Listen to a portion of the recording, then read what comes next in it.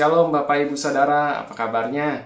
Saya percaya kita semua ada dalam pemeliharaan Tuhan dan bahwa Tuhan menyertai kita senantiasa dari dulu, sekarang, sampai selama-lamanya. Sebab itu, kita apapun kondisi kita yang kita alami sekarang, jangan takut, tapi mari kita percaya bahwa Tuhan kita lebih besar dari masalah kita. Dan kali ini kita kembali lagi di acara Go Sharing Live yang tayang setiap hari Rabu.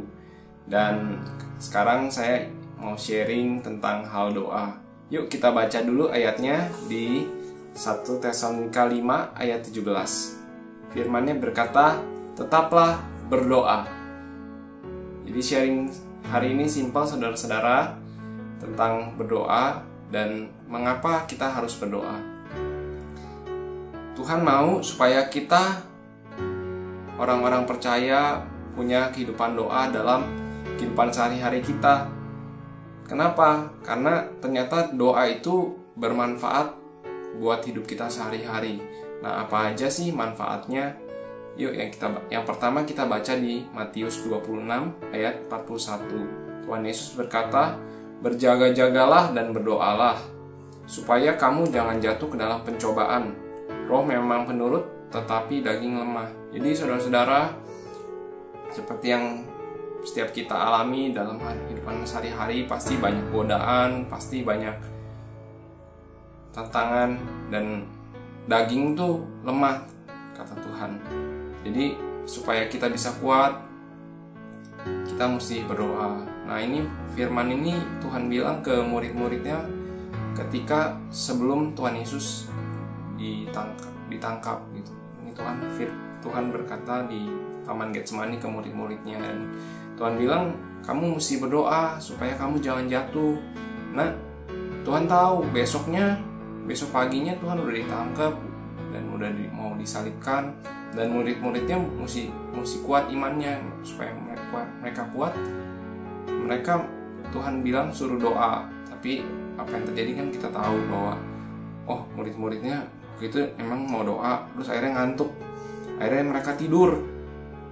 Dan ketika Tuhan Yesus ditangkap, bahkan Petrus yang bilang, "Aku akan memberikan nyawaku Tuhan kepadamu." Nggak taunya dia jadi menyangkal Tuhan Yesus 3 kali gitu.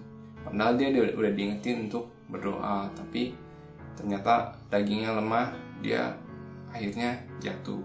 Makanya saudara-saudara, Bapak Ibu Saudara, sekarang kita penting untuk kita berdoa, apalagi kondisinya mungkin lagi nggak mudah buat kita gitu. Jadi mari sama-sama kita ingat bahwa Tuhan mau kita untuk kembali lagi ke ruang doa kita dan datang sama Tuhan, dan Tuhan mau menguatkan kita semua ya. Firman Tuhan di Yesaya 40 ayat 31 juga bilang, "Tetapi orang-orang yang menanti-nantikan Tuhan mendapat kekuatan baru. Mereka seumpama raja wali yang naik terbang dengan kekuatan sayapnya. Mereka berlari dan tidak menjadi lesu, mereka berjalan dan tidak menjadi lelah." Jadi, kalau kita menanti-nantikan Tuhan dalam doa kita, Tuhan janji, Tuhan mau kasih kekuatan baru buat kita. Mungkin ada kita yang lagi lelah sekarang, ada kita yang lagi putus harapan, ada kita yang lagi butuh kekuatan baru. Firman ini udah janjikan kepada kita semua bahwa Tuhan mau kasih kekuatan baru. Yuk kita nantikan Tuhan dalam doa-doa kita. Saya ingatkan ketika kita punya HP, setiap hari kita charge gitu kan. Supaya apa? Supaya dia nggak lowbat, supaya dia nggak mati, tiba-tiba mati sendiri. Nah, sama kehidupan rohani kita juga sama saudara-saudara. Ketika kita lagi lemah, ketika kita butuh kekuatan, kita butuh di-charge kembali dengan masuk hadirat Tuhan, dengan berdoa dan menanti-nantikan Tuhan.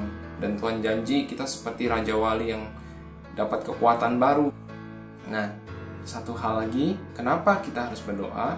Karena doa kita besar kuasanya.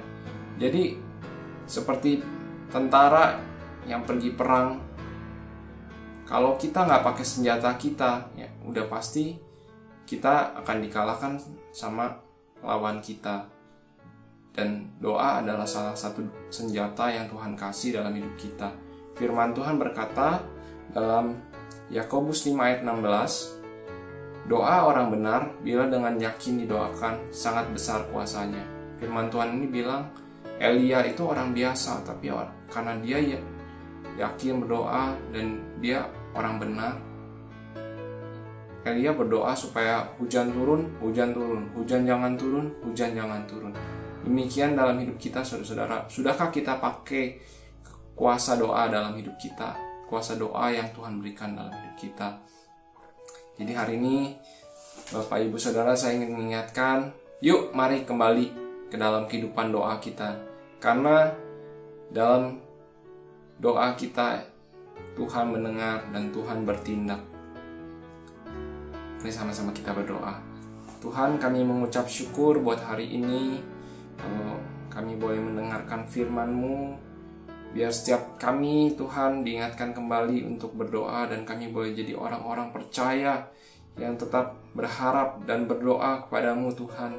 Dan kami tahu bahwa Engkau senantiasa mendengarkan doa-doa kami. Dan apa yang kami doakan dengan yakin dan percaya, dan ketika kami senantiasa terus melakukan firman-Mu, kami percaya Tuhan, kehidupan doa-doa kami akan kembali berkuasa dan hidupkan kami akan senantiasa dibaharui dengan kekuatan baru oleh firman-Mu, oleh Roh-Mu, Tuhan. Terima kasih Tuhan. Hamba berdoa buat setiap saudara-saudaraku yang mendengarkan sharing ini, biar mereka boleh dikuatkan kembali Tuhan, boleh ada pemeliharaan-Mu Tuhan Yesus. Terima kasih Bapa, dalam nama Yesus kami berdoa dan mengucap syukur. Haleluya, amin. Demikian sharing dari saya. Semoga Bapak Ibu Saudara diberkati. Jangan lupa untuk klik like, share, subscribe. Tuhan Yesus memberkati. God bless.